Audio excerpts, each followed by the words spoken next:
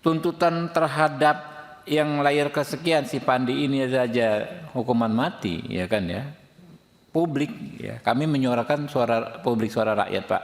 Rakyat mempertanyakan itu gimana implementasi hukum dalam kasus tersebut. Sebagaimana yang dijelaskan oleh Deputi Penindakan Pemberantasan BNN RI bahwa berdasarkan fakta persidangan, pimpinan. Dari fakta persidangan, mungkin izinkan kami menyampaikan beberapa hal dalam fakta persidangan terungkap dan kemudian juga dari keterangan ahli pidana. Prestasi BNN, ya. Ini prestasi yang sangat luar biasa, mengungkap kasus yang demikian besar. Kita juga sampaikan terima kasih ke BNN. Yang menjadi pertanyaan masyarakat itu penerapan hukumnya, Pak. Ya, ini kan kalau dilihat dari peran berat ringannya gradasi kesalahan itu kan, secara logikanya yang disampaikan Pak Deputi tadi, pelaku utama pastilah jekitan, karena kan dia mengendalikan semua. Di bawahnya jekitan itu kan ada Pong, Pang, dan si Captain. Captain ini kan yang ngajak si Pandi. Nah, yang kita Pak, kita ingin pertanyakan, politik hukum kita kan terakhir ya soal hukuman mati ini, pokoknya benar-benar selektif, ya kan? Kita tetap ada hukuman mati, ya, tapi untuk bandarnya, untuk ininya segala macam yang paling bertanggung jawabnya. Itu debat di sini 5 tahun Pak Kajari di Komisi 3 ini. Nah, kalau sekarang kan di jekitan kan belum tertangkap, masih DP, belum disidang, ya kan ya. Tuntutan terhadap yang layar kesekian si Pandi ini saja hukuman mati, ya kan ya. Publik, ya, kami menyuarakan suara publik, suara rakyat, Pak. Rakyat mempertanyakan itu gimana implementasi hukum dalam kasus tersebut. Kadar kesalahannya berbeda jauh, ya kan ya. Kok nanti tuntutannya sama, karena udah yang paling tinggi terhadap si Pandi ini tuntutannya kemarin, hukuman mati. Ya. Mungkin itu, silakan Pak Kajari.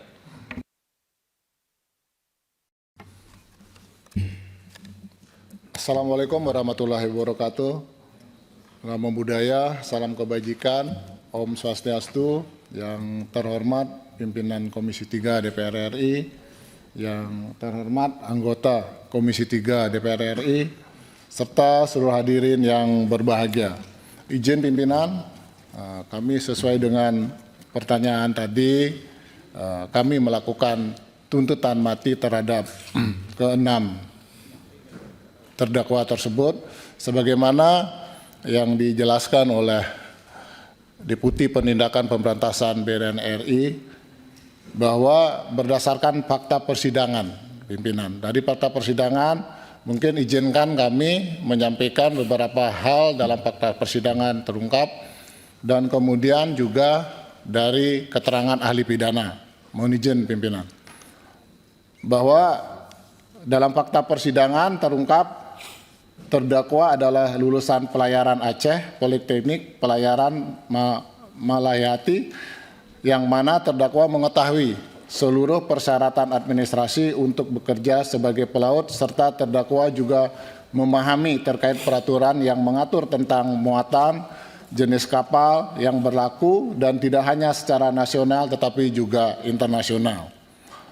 Bahwa dalam fakta persidangan terdakwa telah mulai bekerja semenjak berangkat ke Thailand tanggal 1 Mei tahun 2025 bersama dengan terdakwa lainnya, dan sejak tanggal 2 Mei 2025 terdakwa menginap di Hotel Sakura, Thailand selama lebih kurang 10 hari.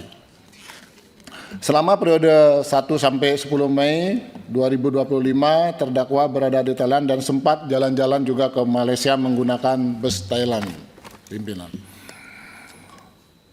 Bahwa terdakwa Fandi Ramadan sebagai seorang pelaut dan juga merupakan lulusan Politeknik Pelayaran Malaya Hayati, serta telah memiliki buku pelaut serta tanda identitas seorang pelaut yang sedang berlayar.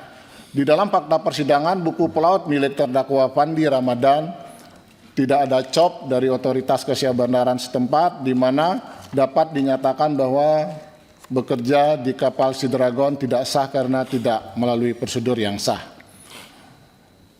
Bahwa dalam fakta persidangan pada tanggal 14 Mei tahun 2025, terdakwa telah menerima transfer uang sebesar 8.244,250 dari Daniel Hotman Simanu. Uang tersebut sebagai kasbon untuk mulai bekerja sebagai ABK di kapal Sea Dragon. Sedangkan di dalam legal agreement yang ditandatangani oleh terdakwa Pandi Ramadan mendapatkan gaji sebesar 2.000 USD per bulan. Namun pada saat perjalanan, kapten kapal menyampaikan kepada Pandi Ramadan dan terdakwa lainnya apabila barang ini sampai di tempat tujuan akan mendapatkan bonus sebesar 1 bulan gaji. Bahwa terdakwa Pandi Ramadan bertugas sebagai ABK di bagian mesin kapal, berangkat menuju ke Phuket dengan perjalanan selama 3 hari. Sesampai di tengah laut Phuket, kapal sempat berhenti sebagaimana yang dijelaskan oleh penyidik dari BNN pimpinan. Mungkin kami langsung kepada fakta persidangan dari ahli pidana yang menjadi dasar kami juga melakukan tuntutan mati tersebut, pimpinan, bahwa unsur kesalahan yang bersifat subjektif dapat dinilai dari perbuatan nyata pelaku, sehingga batin dan sikap batin pelaku dapat disimpulkan dari rangkaian perbuatannya. Yang kedua, bahwa perbedaan antara dolus, kesengajaan, dan kulpa kealpaan terletak pada sikap batin pelaku terhadap akibat perbuatannya, namun keduanya sama-sama merupakan bentuk kesalahan dalam hukum pidana. Yang ketiga, bahwa dalam konteks permufakatan jahat dan turut serta, keduanya sama-sama didasarkan pada adanya kesepakatan atau kerjasama sadar dalam melakukan tindak pidana sehingga tidak selalu perlu dibuktikan secara terpisah sepanjang terdapat fakta kerjasama tersebut. Yang keempat, bahwa konsep permufakatan jahat maupun turut serta lebih banyak dirujuk pada putusan pengadilan termasuk putusan Mahkamah Agung dalam praktek pidana. Yang kelima, bahwa dalam menentukan pasal yang dikenakan terhadap pelaku harus dilihat keseluruhan rangkaian peristiwa, bukan hanya pada awal kejadian melainkan hingga akhir kejadian. Yang keenam, bahwa dalam perkara 6 orang awak kapal yang diperintahkan membawa dos yang tidak diketahui isinya, namun tetap menjalankan perintah hingga terjadi penangkapan, perbuatan tersebut menunjukkan adanya kesadaran mengambil risiko yang dalam hukum pidana dapat dimaknai sebagai bagian dari unsur kesengajaan.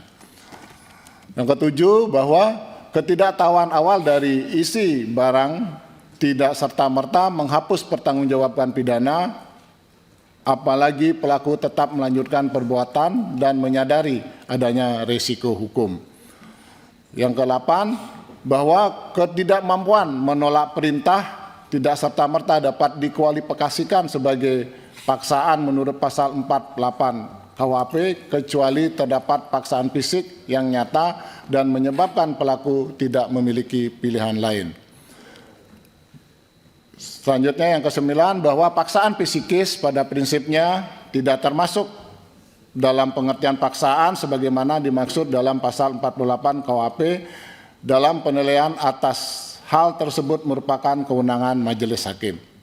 Pimpinan Komisi 3 dan anggota Komisi 3 DPR RI yang terhormat, sebagaimana fakta persidangan yang menjadi pertimbangan kami dalam menuntut hukum maksimal kepada para terdakwa, karena di seluruh dunia kejahatan narkotika termasuk kejahatan yang sangat serius dan luar biasa dan dikenal sebagai dengan istilah extraordinary crime. Karena tindak narkotika dapat mengakibatkan kerusakan kesehatan manusia, merusak generasi muda, dan di lain sisi narkotika merupakan bisnis yang sangat menguntungkan bagi jaringan peredaran gelap narkotika dan sangat merugikan bagi negara. Mungkin itu pimpinan yang menjadi dasar kami untuk melakukan tuntutan maksimal terhadap 6 para terdakwa, Pak.